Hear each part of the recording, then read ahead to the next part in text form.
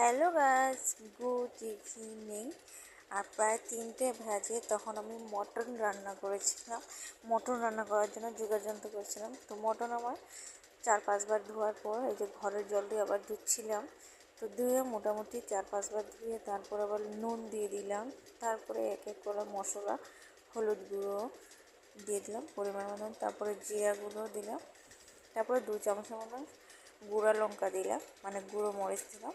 তারপর এখানে পেস্ট করা আদা, রসুন, কাঁচা লঙ্কা সেগুলো দিলাম, পেঁয়াজ আর কি। তো পেস্ট করে এগুলো দিয়ে তারপরে ভালো করে ম্যারিনেট করব।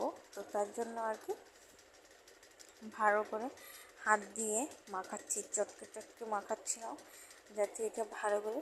আর এই রান্নাটা আমি পুরো 8 ঘন্টার মতো এটাকে রেখে দিব।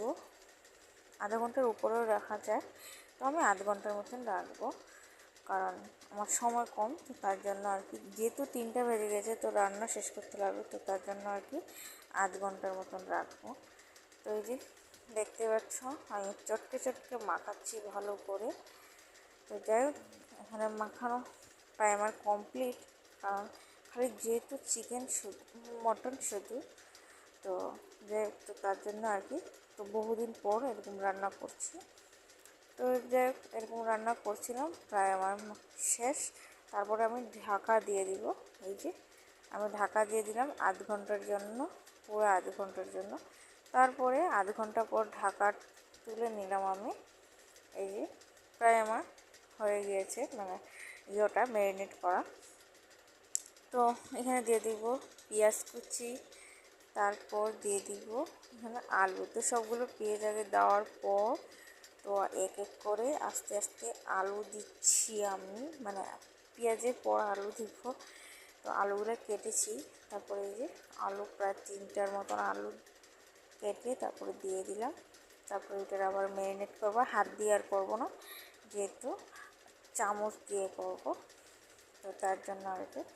তো ঝটপট করে, আর এখানে আগে তেল দিলাম। তো তেল আগে দিয়েছি না ম্যারিনেটের করার সময়, ভাবলাম যে না পরে দিব। তো তেল দিয়ে দিলাম পরিমাণ মতো, দিয়ে তারপরে হাতা দিয়ে লাড়াচ্ছিলাম ছটফট করে, যেহেতু হাতা দিয়ে লাড়ালে যাতে হয় ওদিক দিয়ে কড়াইটা প্রায় আবার গরম হয়ে যাচ্ছে, তো তার জন্য আর কি। তো যাই হোক, ভালো করে লাড়াচ্ছিলাম আমি।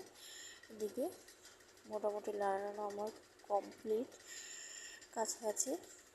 তো যাই হোক, এরকমভাবেই আমি লাঞ্চ মানে করছিলাম। তো 3:30টার মতন হয়ে গিয়েছে।